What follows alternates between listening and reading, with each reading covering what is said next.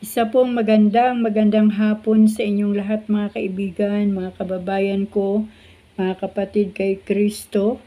Salamat sa hapong ito at nabigyan na naman po tayo ng pagkakataon na makapagpatuloy sa pagbabasa ng salita ng ating Diyos at salamat sa gabay, patnubay, habag at awa ng ating Panginoon dahil nabigyan na naman po ako ng pagkakataon na maipagpatuloy na mabasa dito sa aking YouTube channel ang salita ng ating Diyos. At salamat sa pagpapaunawa sa atin ng banal na Espiritu Santo sa bawat salita ng Diyos na ating binabasa na ito po ay ating maunawaan. Kaya mga kaibigan, hindi ko na po patatagalin pa ang aking introduction. Alam ko po na ang Diyos ang patuloy na nag-iingat sa atin. Kaya muli ay inaanyayahan ko po kayo na magbukas po ng Biblia dito po sa aklat ng Ezekiel chapter 8 at ang title po nito, ang pangitain tungkol sa kasuklam-suklam na gawain ng Israel. Nakakatakot po mga kaibigan.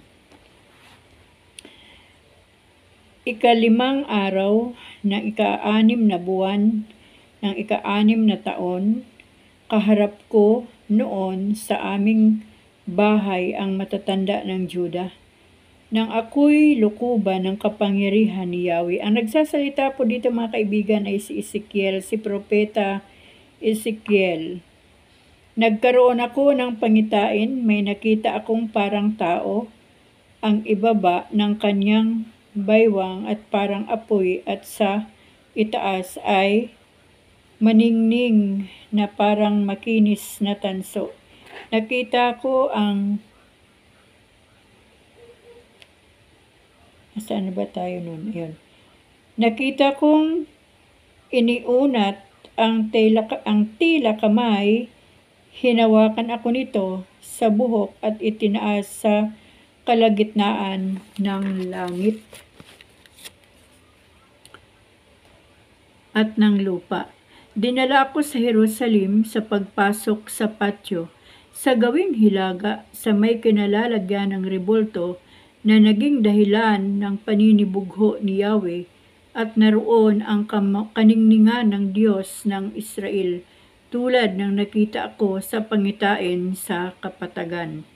Sinabi sa akin ni Yahweh, tao, tumingin ka sa gawing hilaga. Tumingin nga ako at sa pagpasok sa altar ay nakita ko ang Diyos-Diyosang sanhi ng kanyang paninibugho. Sinabi niya sa akin, nakita mo na ang kasuklam-suklam na bagay na ginagawa ng bayang Israel upang ako'y palayasin sa aking sanktuaryo. Higit pa riyan ang ipakikita ko sa iyo.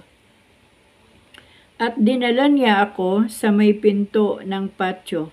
Ang nakita ko'y isang butas sa pader. Sinabi niya sa akin, lakhan mo ang butas ng pader, gayon nga ang ginawa ko, at may nakita akong pinto. Sinabi niya sa akin, pumasok ka at tingnan mo ang kasuklam-suklam nilang gawain. Pumasok nga ako at sa palibot ng pader ay nakita ako ang larawan ng lahat ng hayop na gumagapang na kapandidiring mga halimaw at ang iba't ibang Diyos-Diyosan ng Israel. Sa harap ng mga ito nakatayo ang 70 matatanda ng Israel sa pangunguna ni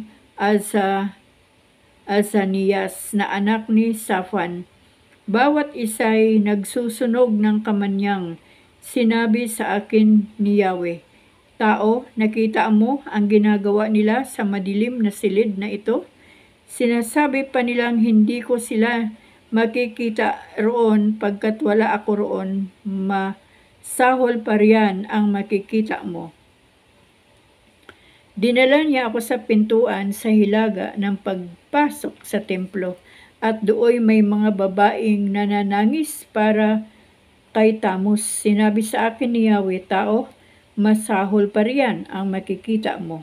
Dinala niya ako sa patio sa loob ng templo sa pagitan ng balkonahe at ng altar ay may nakita akong mga 25 tao. Nakatalikod sila sa templo, nakaharap sa silangan at sumasamba sa araw. Sinabi sa akin ni Yahweh, nakikita mo ba iyan? Maliit na bagay ba?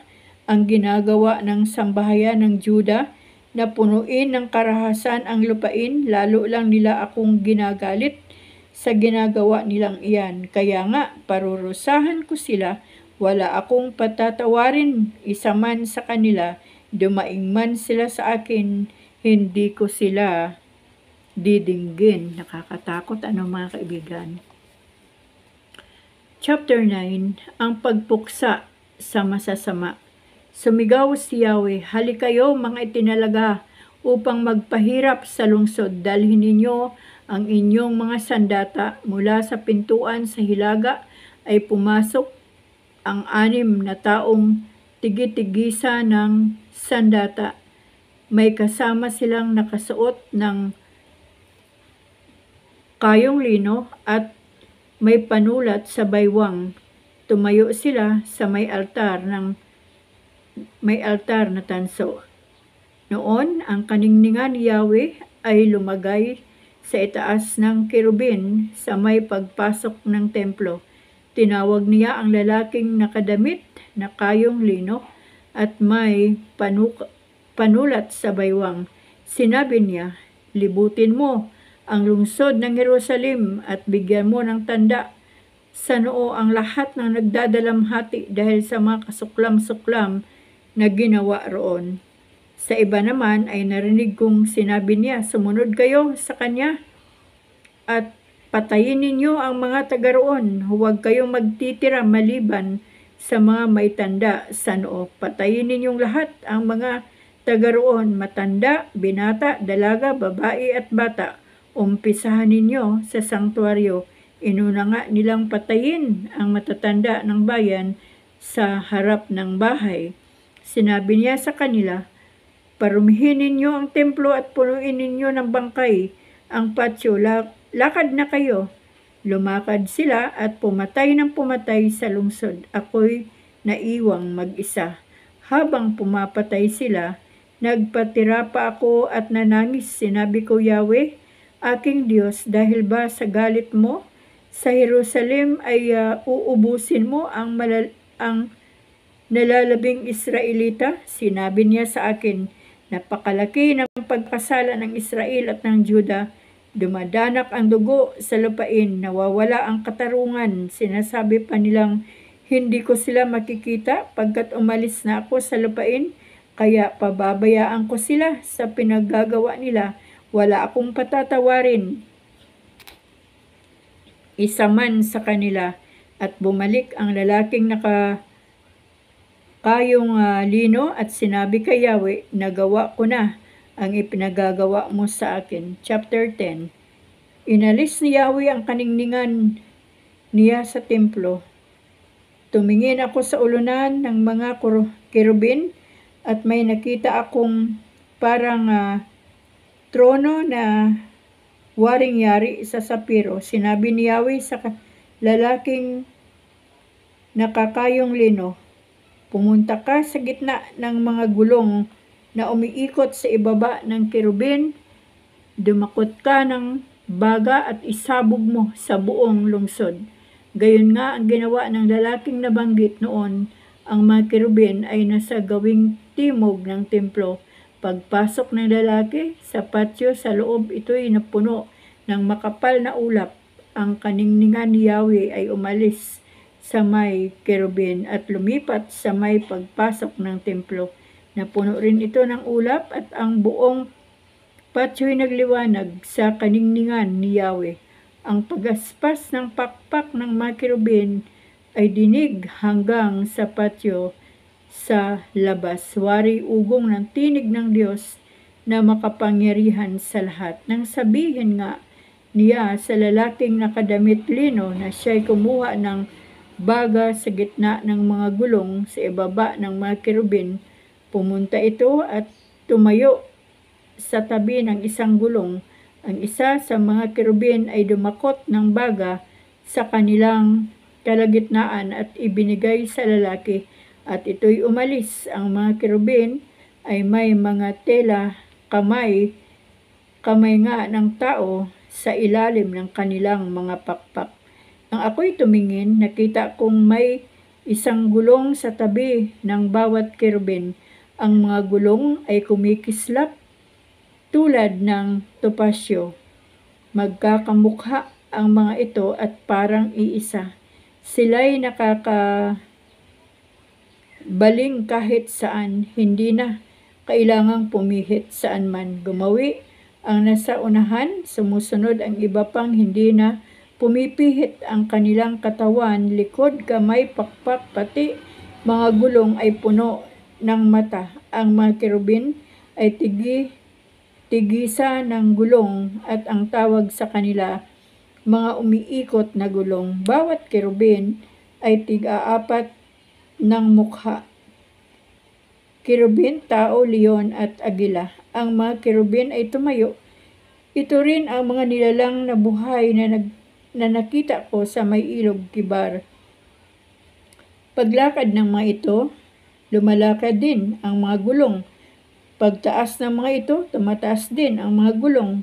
Pagtigil nila, tumitigil din ang mga gulong. Pagtaas noong isa, sunod ang ikalawa, pagkat iisa ang nagpapagalaw sa mga nilalang na buhay at sa mga gulong. Ang kaningningan ni Yahweh ay umalis sa may pagpasok ng templo at lumagay sa may ulunan ng kerubin. Lumipad ang mga kerubin kasama ang mga gulong at tumigil sa may pintuan ng templo. Sa gawing silangan na sa ulunan pa rin nila ang kaningningan ng Diyos ng Israel. Ang mga ito ay siya ring apat na nilalang na nakita ko sa may ilog Kibar at nalaman kong sila'y mga kerubin. Sila'y tiga-apat ng mukha at tiga-apat din ng pakpak at may mga tila kamay sa ilalim ng kanilang mga pakpak. Ang mukha nila'y tulad din ng nakita ko sa may ilog Kibar, kung saan gumawi yaong isa ay doon din yaong isa. Chapter 11.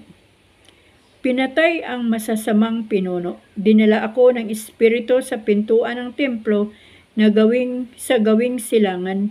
May 25 tao roon kasama si Jaasanias na anak ni Asut at si Palatiya na anak ni Binaya. Sila'y mga pinuno ng bayan. Sinabi sa akin ni Yahweh, tao, sila ang nagpupunla ng masamang isipan sa lungsod na ito. Sinasabi nila sa mga tao na hindi na dapat magtayo uli ng mga bahay pagkat ang syudad na ito ang matibay na tanggulan, kaya magpahayag ka laban sa kanila. Nilukuban ako ng espiritu ni Yahweh at sinabi sa akin, sabihin mong ipinasasabi ni Yahweh, mga Israelita, hindi lingid sa akin ang inyong mga pinagsasabi. Alam ko ang binabalak ninyo. Patuloy ang patayan ninyo sa lungsod na ito at nagkalat ang bangkay sa mga lansangan. Kaya ito ang sinasabi ko, ang lungsod ay natulad sa kaldero at ang karne ay ang mga bangkay. Hindi kayo dapat manatili rito. Takot kayo sa tabak, kaya ipasasalakay ko kayo sa mga taong bihasa sa paggamit ng tabak. Iaalis ko kayo sa lungsod na ito at ipabibihag sa mga ibang bayan, sa mga taga-ibang bayan, bilang parusa sa inyo. Mamamatay kayo sa tabak sa may hangganan ng Israel. Sa gayon, makikilala ninyong ako si Yahweh. Sa makatwid, hindi ninyo magiging tanggulan ang Jerusalem at hindi kayo magiging ligtas sa loob nito. Parurusahan ko kayo dahil kahit saan kayo magpunta. Ipakikilala ko sa inyo kung sino ako pagkat hindi kayo lumakad ayon sa aking mga tuntunin at hindi ninyo sinunod ang aking mga utos. Sa halip, namuhay kayo ayon sa tuntunin ng mga bansang nakapaligid sa inyo. Nang kasalukuyan akong nagpapahayag, patay na bumagsak si Pilalia. Dahil dito'y Tumangis akong nagpatira pa. Itinanong ko, Yahweh, uubusin mo rin ba ang natitira pang Israelita? Muling titipunin ang mga lahi ng Israel. Sinabi sa akin ni Yahweh, tao, ang mga kapatid mo at mga itinapong tulad mo, ang buong sambahayan ni Israel ay pinagsabihan ng mga nakatira ngayon sa Jerusalem, nang lumayo kayo kay Yahweh, ang lupaing ito ibinigay na sa amin. Kaya ganito ang sabihin mo sa kanila, pinangalat ko sila sa iba't ibang dako, kaya maaari nila akong sambahing pansamantala saan man sila napatapon. Sabihin mo nga na muli ko silang titipunin mula sa mga bansang kinatapunan nila at ibibigay ko uli sa kanila ang lupain, at sa pagbabalik nila roon, aalisin nila ang mga kasuklam-suklam na mga bagay roon. Bibigyan ko sila ng bagong puso at bagong espiritu. Ang masuwayin nilang puso ay papalitan ko ng pusong masunurin upang lumakad sila ayon sa aking mga tuntunin at sumunod sa aking mga utos. Sa gayon, magiging bayan ko sila at ako ang magiging Diyos nila. Ngunit, pagbabayarin ko ang mga nagmatigas na sa kasuklam-suklam nilang gawain. Inalis ni Yahweh ang kanyang kaningningan sa Jerusalem. Pumaitaas ang mga kirubin kasama ang mga gulong, at ang kaningningan ng Diyos ay nasa itaas nila.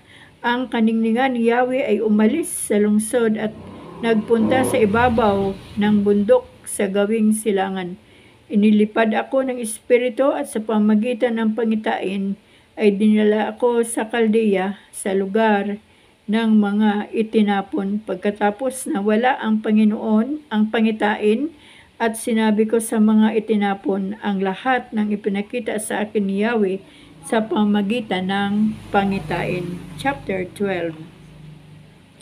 Inilarawan ni Ezekiel ang paglaya ng Israel. Sinabi sa akin ni Yahweh, tao, nasa gitna ka ng isang mapaghimagsik na bayan. May mga mata sila ngunit hindi nakakikita, at mga taingang hindi nakaririnig, pagkat sila'y mapaghimagsik. Kaya nga, magbalot ka ng kailangan mo sa paglalakbay bilang isang itinapon bago dumating ang gabi.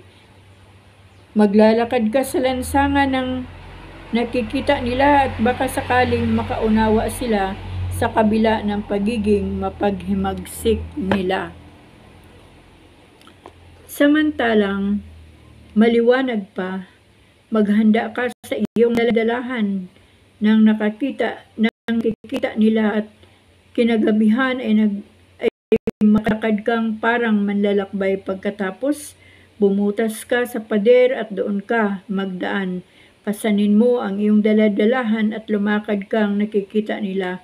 Magtakip ka ng mukha para hindi mo makita ang lupain pag-alis mo, pagkat ikaw ang gagawin kong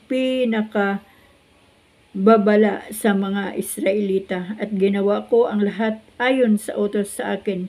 Nang araw na iyon, naghanda ako ng aking madadala bilang isang takas. Kinagabihan, bumutas ako sa pader at nagpatuloy sa paglalakbay na nakikita nila habang pasan ko ang aking mga daladalahan. Kinaumagahan, sinabi sa akin ni Yahweh, tao, hindi ba't itinanong sa iyo ng mapaghimagsik na mga Israelitang yaon kung ano ang iyong ginagawa? Sabihin mo sa kanila na ipinasasabi ko ang pahayag na ito ay para sa pinuno ng Jerusalem at sa buong Israel. Sabihin mong ang ginawa mo ang pinakababala sa gagawin sa kanila. Itatapon sila at ipabibihag pagdilim. Papasanin ng pinuno ng Jerusalem ang kanyang daladalahan at tatakas sa pamagitan ng butas sa pader. Magtatakip siya sa kanyang mukha para hindi siya makilala. Ang lupaing iiwan niya, ngunit susukluban ko siya ng lambat. Huhulihin ko siya at dadalhin sa Babylonia, sa lugar ng mga Kaldiyo, ngunit hindi niya ako makikita, pagkat mamatay siya roon. Ang mga nasasakupan niya ay pangangalatin ko sa lahat ng dako. Ang kanyang mga lungsod at buong hukbo, ang mga ito'y uusigin ko sa pamagitan ng tabak. At kung mapangalat ko na sila sa iba't ibang lugar, makikilala nilang ako si Yahweh. Ngunit may ilan akong ititira sa kanila para saan man sila mapunta ay maisalaysay nila ang kasuklam-suklam nilang gawain. Sa gayon, makikilala nilang ako si Yahweh. Ang tanda ng panginginig ng propeta. Sinabi pa sa akin ni Yahweh, tao, manginig ka sa takot habang kumakain at umiinom. Sabihin mo sa kanila, ipinasasabi ni Yahweh sa mga Israelita, kakain kayo at iinom ng nanginginig sa takot. Ang lungsod ay paghaharian ng lagim pagkat magaganap ang karahasan sa kabi-kabila. Ang mga lungsod ay mawawala ng tao at magiging puok ng lagim. Ang lupain sa gayon, makikilala nilang ako si Yahweh. Ang mga palasak na kasabihan. Sinabi sa akin ni Yahweh, tao, laganap ngayon sa buong Israel ang kasabihang humahaba ang mga araw, ngunit isa man sa mga hulay walang katuparang natatanaw. Sabihin mo sa kanilang mawawala na ang kasabihang iyan, hindi na ito maririnig sa Israel. Sasabihin mo nang malapit nang matupad ang lahat ng inihayag sa kanila. Mula ngayon mawawala na ang maling pagpapahayag sa sambayan ng Israel. Akong si Yahweh ang magsasabi ng dapat sabihin, hindi na magtatagal mga Israelitang mapaghimagsik at mangyayari sa inyong kapanahunan ang lahat ng aking sasabihin. Sinabi pa sa akin ni Yahweh, tao, sinasabi ng mga Israelita na ang nakikita mong mga pangitain na hindi magkakatotoo. Kung gayon lamang, magtatagal pa raw bago mangyari ang inihahayag mo ngayon. Kaysa sabihin mo sa kanilang ipinasasabi ito. Isa mang salita ko'y hindi magkakabula, hindi na magtatagal at magaganap ang lahat ng ito. Chapter 13. Ang pahayag laban sa mga bulaang propetang lalaki. Sinabi sa akin ni Yahweh, tao, magpahayag ka laban sa mga propeta ng Israel, pagkat ang ipinahahayag nila sa mga tao ay sarili nilang isipan at hindi mula sa akin. Sabihin mo sa kanilang makinig sa salita ni Yahweh. Ito ang sinasabi ni Yahweh, kaawa-awa ang kalagayang sasapitin ng mga propetang nagpapahayag ng sariling isipan at hindi yaong mula sa akin. Bayang Israel, ang iyong mga propeta ay parang mga alamid sa puok ng lagim. Hindi nila ginawa ang sirang bahagi ng pader ng sambahayan ni Israel para itong mananatiling nakatindig sa araw ng paghuhukom.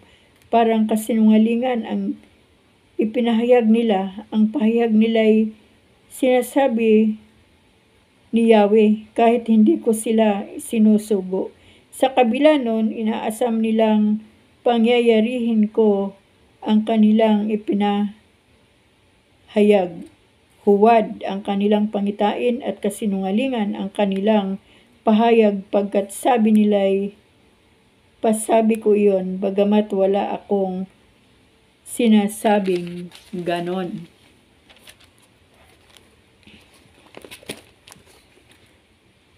Ipinasasabi nga sa kanila ni Yahweh ng Diyos, huwag ang inyong pangitain at kasinungalingan ang inyong pahayag, kaya ako'y laban sa inyo. Parurusahan ko ang mga propetang may huwad na pangitain at nagpapahayag ng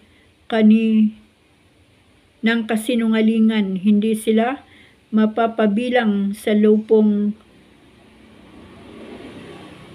sanggunian ng aking bayan o sa aklat talaan ng bayan ng Israel. Hindi pa kayo makapapasok uli sa lupaing ito, sa gayon makikilala ninyong ako si Yahweh. Dinadaya ninyo ang aking bayan, sinasabi ninyong maayos ang lahat, bagaman nagahari ang kaguluhan, at kapag may nagtatayo ng mahinang pader, tinatapatan ninyo ito ng apog. Sabihin mo sa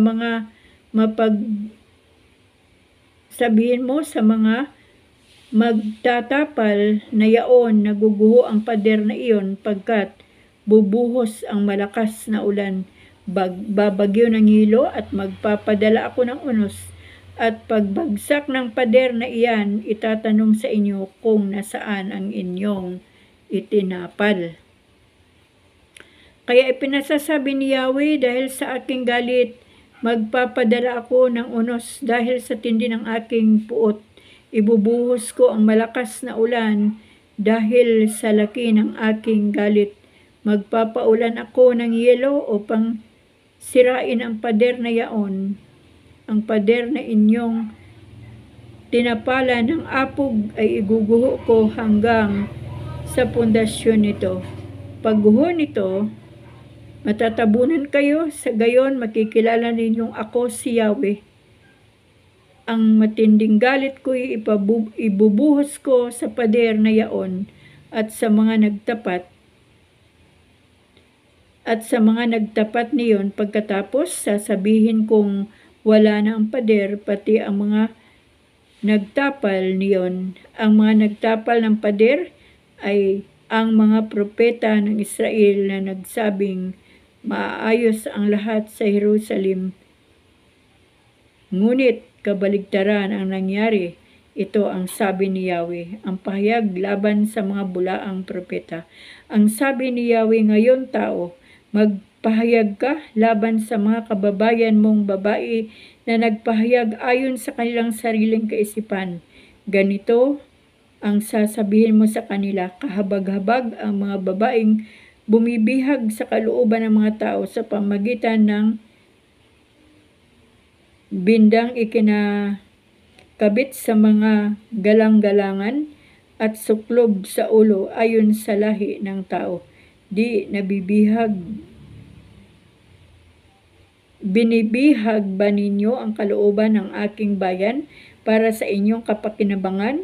Ginawa ninyo ako ng malaking kalapastanganan sa harap ng aking bayan sa pamagitan ng kaunting harina at ng durog na tinapay sa pamamagitan ng inyong pagsasabi ng kasinungalingan. Sa mga mahilig makinig ng kasinungalingan, pinapatay ninyo ang dapat mabuhay at binubuhay ang dapat mamatay. Kaya nga, ipinasasabi ni Yahweh na susuklam ako sa mga benda ninyong may magic para mabihag ang loob ng mga tao. Hahablutin ko iyan sa inyong mga galang-galangan at palalayaing tulad ng ibon ang isipan ng mga taong nabihag ninyo.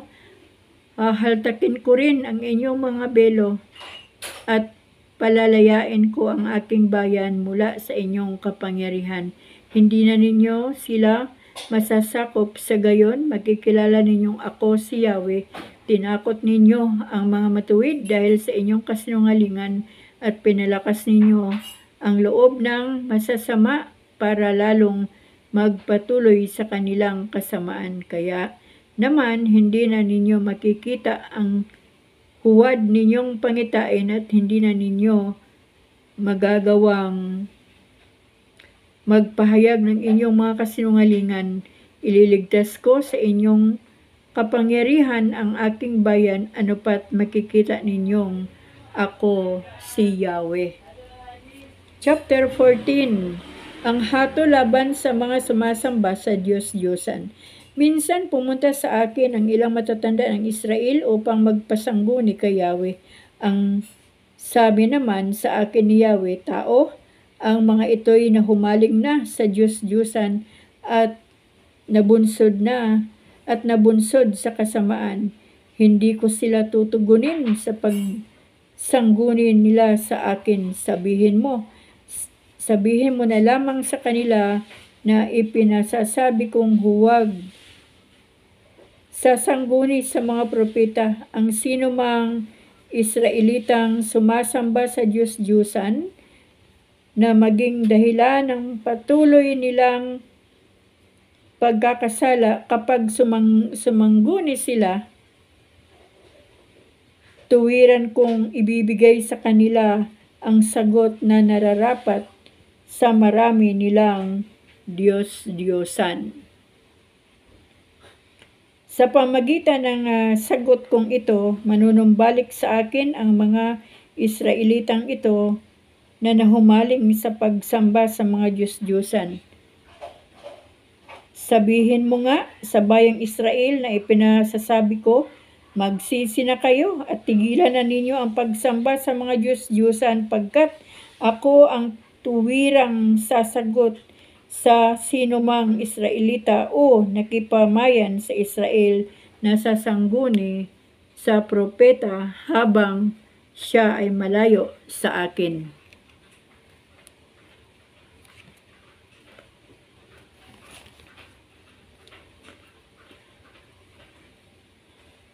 At patuloy sa pagsamba sa Diyos-Diyusan at sa kanyang kasamaan, itatakwil ko ang ganoong uri ng tao. Gagawin ko siyang usap-usapan ng lahat at babala para sa iba. Sa gayon, hindi na siya mapapabilang sa Israel. Sa gayoy, makikilala ninyong ako si Yahweh. Kapag ang isang propeta ay naakit magpahayag ng mali, ako ang dumaya sa kanya. Kung magkagayon, itatakwil ko siya at hindi na ibibilang sa aking bayan. Siya at ang sasangguni sa kanya ay parurusahan ko. Kung ano ang ipaparusa ko sa propeta ay siya ko ring ipaparusa sa sinumang sasangguni sa kanya. Gagawin ko ito para hindi na sila magpakasama. Kung magkagayon, sila ay magiging bayan ko at ako naman ang kanilang Diyos. Ito nga ang sabi ni Yahweh ng Diyos. Ang hatol ng Diyos laban sa Jerusalem. Sinabi sa akin ni Yahweh, tao, kapag ang isang bayan ay hindi naging tapat sa akin, parurusahan ko siya at babawasan ang kanilang pagkain.